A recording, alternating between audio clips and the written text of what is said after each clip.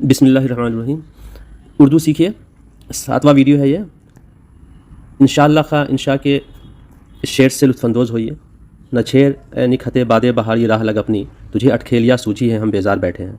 निखत मतलब खुशबू, बाद मतलब हवा होता है, तो बादे बहारी जो बहार होता है, उसके बाद बहार मौसम बहार की हवा, और फिर ये निखते बादे बहारी मतलब उल्टा मीनिंग पढ़ेंगे, मौसम बहार के हवा की खुशबू। मौसम बहार में जो खुशबूदार और ठंडी हवा चलती है, निखते बादे बहारी कहते हैं उसे। राह मतलब रास्ता, अटखेलिया शोखी चुलबुलापन, और बेजार मतलब दुखित नाराज़ या खिन।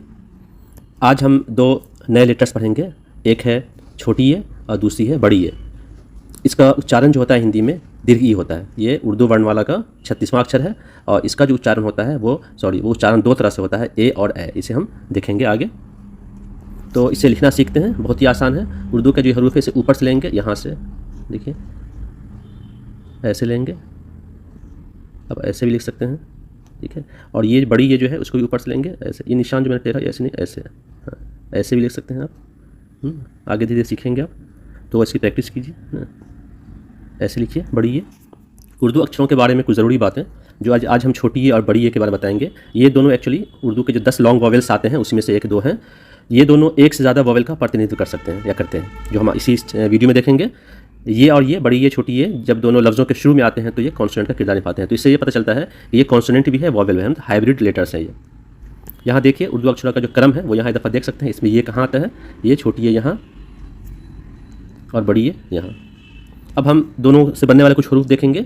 ये और ये दोनों को जब किसी दूसरे अक्षर मिलाते हैं तो उसकी शक्ल छोटी ये हो जाती है, जो आगे इसी वीडियो में भी देखने वाले हैं। तो ये से याक, ये से याकूत। याकूत एक बहुत कीमती पत्थर होता है, इसे रूबी कहते हैं इंग्लिश में, और कुरान में अल्लाह सुब्हानहू व तआला ने सूरह रहमान में इसका जिक्र भी किया है। और ये से यक्का, तो आवाज़ यौ की निकल रही है ना। ये की आवाज़ कैसे निकलेगी, यौ की। अब पहले हम देखेंगे कि ये जो ये आता है किसी शब्द के अंत में आता है, तो पहले हम छोटी ई देखेंगे। जैसे यहाँ ये छोटी ए का इस्तेमाल किया गया बेटी में, जो रेड से है, बेटी, पापी, बारी, दादी। तो इसमें 2 चीज़ें देख रहे हैं। एक तो इसकी आवाज़ ई जैसी निकल रही है, दीर्घ ई, लॉन्ग वोवेल है, बड़ी ई की आवाज़ निकल रही है। दूसरी चीज़ कि ये लफ्ज़ के आखिर में आ रहा है तो इसकी पूरी शक्ल लिख रहे हैं। तो जब ये छोटी ई, इसको गोल ई भी बोल सकते हैं, किसी लफ्ज़ के आखिर में आएगा तो इसकी आवाज़ दीर्घ ई की निकलेगी, बड़ी ई की निकलेगी, जैसा हम यहाँ देख पा रहे हैं।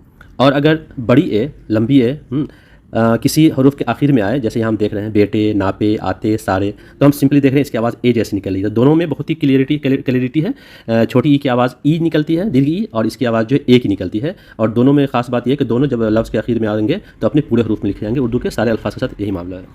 अब क्या है कि जब बीच में आएंगे तो क्या होता है ये दोनों हरूफ, तो उसके पहले हम कुछ चीज़ देखते हैं। चूँकि उर्दू में छोटी ए और बड़ी ए अक्षर एक से अधिक वोवेल की आवाज़ देते हैं, जैसा मैंने पीछे देखा। इसलिए इन आवाज़ों को एक दूसरे से अंतर डिफरेंशिएट करने के लिए हम उन पर ये ज़बर का निशान है, ये ज़ेर का निशान है, जो हम पिछले वीडियो में पढ़ चुके हैं, जिन्हें हम लोग डायक्रिटिक्स कहते हैं। डायक्रिटिक्स और भी है उर्दू में, तो इन्हें ज़बर और ज़ेर कहते हैं, लगाना पड़ता है। अच्छा, दूसरी चीज़, ये जो ज़बर ज़ेर लगाते हैं वो ये और ये की जो मिलाने के बाद वो बीच में आएंगे तो आधी शक्ल में आएंगे। कैसी शक्ल में आएंगे, ऐसी शक्ल में। तो इस दोनों के ठीक पहले वाला जो लेटर आएगा उस पर हम ये निशान लगाएंगे और इसके वोवेल्स को हम डिफरेंशिएट करेंगे। बहुत आसान है, आगे देखते हैं। एक बहुत ही इंपॉर्टेंट चीज़ जो हमने बताया था कि ये जो बे ग्रुप है, इस बे ग्रुप का जो एलोग्राफ होता है, अज़ैली शक्लें या आधी शक्लें होती हैं, वो 4 या 5 तरह से, 3 या 4 तरह से लिखी जाती है। और तो इसमें मैंने एक शक्ल बताई थी, ये छोटी शक्ल कर देना है। लेकिन ध्यान रहे कि इस पर जो सिंबल्स आ रहे हैं वो नहीं छूटना चाहिए, अदरवाइज़ ये जो है समझ में नहीं आएगा हमने क्या लिखा है। और नू के बारे में मैंने वही चीज़ बताई थी कि नू की भी ज़ैली शक्ल जो होती है वो बे की ज़ैली शक्ल एक होती है। और सबसे ताज्जुब की बात, सबसे इंपॉर्टेंट बात यह है कि ये और ये दोनों ये की जो ज़ैली शक्लें होती है वो भी ऐसी होती है। तो इन सब की ज़ैली शक्लें एलोग्राफ जो है एक जैसी होती है। तो डिफरेंशिएट कैसे करेंगे, इसमें नीचे नुक्ता 1 है, देख रहे हैं इसमें किसी में 2 नुक्ता नहीं है ना कहीं पर नीचे, तो इसमें 2 नुक्ता लगा के इसको डिफरेंशिएट किया जाता है। तो ये की ज़ैली शक्ल हो गई ऐसे, ऐसे लिखेंगे और नीचे 2 नुक्ता लगा देंगे, तो ये हो गया। तो सबकी ज़ैली शक्ल एक है, बहुत ही आसान। आप कम से कम इतने लेटर्स को उर्दू अल्फाज में आसानी से देख सकते हैं, समझ। अब जो है जब ये छोटी ये बड़ी ये किसी शब्द के बीच में आए तो इसका आपकी आवाज़ कैसे निकलेगी। तो इसमें दिक्कत यह है कि चूँकि दोनों का जो ज़ैली शक्ल होती है, आधी शक्ल होती है, एक जैसी होती है। तो इसलिए इसकी आवाज़ को डिफरेंशिएट करने के लिए, चूँकि इनकी आवाज़ 3 तरह से निकलती है, यहाँ पर और तरह से निकलती है, हम लोग 3 देखेंगे, एक दीर्घ ई, एक ए, एक ए। तो उसको डिफरेंशिएट करने के लिए क्या करते हैं कि जब ई की आवाज़ निकालनी होती है, जैसे यहाँ बीन यहाँ लिखा हुआ है, तो ये के नीचे ज़ेर, ये मैंने पीछे बताया था कि उस ये के ठीक पहले वाले लेटर के नीचे, तो यहाँ पर ये के पहले ये बे है, ये रेड से जितना भी वो ये है यहाँ, तो इसके पहले ज़ेर लगा देंगे, जैसा कि यहाँ आप देख रहे हैं ज़ेर, तो ये हो जाएगा बीन हो जाएगा। कुछ उर्दूदा जो है वो ऐसे भी करते हैं, ये बे, ये नू, ये के नीचे एक खड़ी ज़ेर लगाते हैं सीधा ऐसा, ऐसा। तो ठीक है, आपको जो अच्छा लगे, या तो ऐसे लिखें, तो जेड लगा देने से ई की आवाज़ निकलेगी, जैसा कि हम यहाँ देख रहे हैं। और उसी ये से पहले वाले हरूफ पे और पढ़ेंगे बे ये ज़ेर बी और नू माकूफ। बे ज़ेर बी और नू जो है यहाँ पर साइलेंट है, साकिन है, तो बीन। और अगर ज़बर लगा देंगे तो ये बैन हो जाएगा, ए की आवाज़ निकलेगी। तो दो आवाज़ निकलेगी, ई ए। और अगर कोई भी आवाज़ मात्रा नहीं निकालेंगे तो उसकी आवाज़ ए निकलेगी। जैसे बेटी, बेटी में हमने ना ऊपर लगाया है ना नीचे लगाया है, तो अगर ऊपर लगा देते तो क्या होता, ये हो जाता बैटी। और अगर नीचे लगा देता तो ये हो जाएगा बीटी। लेकिन कुछ नहीं लगाया है तो इसकी आवाज़ निकलेगी ए की। यहाँ भी हमने पे ये के पहले जो पे आया है उसके नीचे हमने जेड लगा दिया है, तो पे ये पी, तो ये ई की आवाज़ निकलेगी, तो पीना हो गया। उम्मीद है कि बात समझ में आ गई होगी। आगे एक और एग्जाम्पल लेते हैं। यहाँ जो हम वर्ड देख रहे हैं, ये टीम लिखा हुआ है। टीम क्यों लिखा हुआ है? क्योंकि यहाँ पर ई की आवाज़ निकल रही है, इस दीर्घ ई की आवाज़ निकल रही है, इसी की।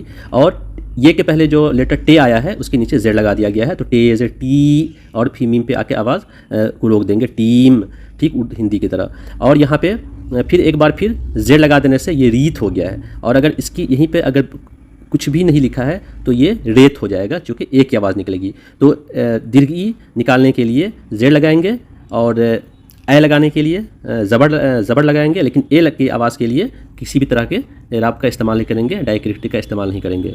यहाँ पे दो एग्जांपल से बहुत अच्छे से मैंने इसे समझाने की कोशिश की है। यहाँ पे उर्दू में मैंने 3 लफ्ज़ लिए हैं। देखिए, ये है दीन, ये है देन, और ये है दैन। तो उर्दू में, हिंदी में तो अलग तरीके से लिखे गए, बहुत आसान है इसे समझना। यहाँ पर क्या है, दाल के नीचे जेड लगा देने से ये बन गया दीन, दाल के नीचे ऊपर कोई मात्रा लगाने से बन गया देन, और अगर ऊपर लगा देंगे तो ये बन जाएगा दैन। इसी तरह से यहाँ पर फिर 3 हरूफ लिए हैं, 3 अल्फाज लिया है मैंने, नैन, है ना, नू, ये नू। तो इसमें जब जेड लगा दिए थे तो ये हो जाएगा नीन, और अगर कोई मात्रा नहीं लगाया तो आवाज़ नहीं लगाने पर इसकी आवाज़ निकलेगी नैन, और ज़बर लगा देने से इसकी आवाज़ निकल जाएगी नैन। तो ये 3 आवाज़ निकालने के लिए ई के लिए जेड लगा देंगे, ए के लिए ज़बर लगा देंगे, और कोई आवाज़ नहीं, कोई एक की मात्रा लगाने के लिए किसी भी तरह का कोई डायक्रिटिक विशेषक का इस्तेमाल नहीं करेंगे। तो आज का वीडियो बस इतना ही, फिर बहुत जल्द मुलाकात होगी आपसे इंशाअल्लाह ताला।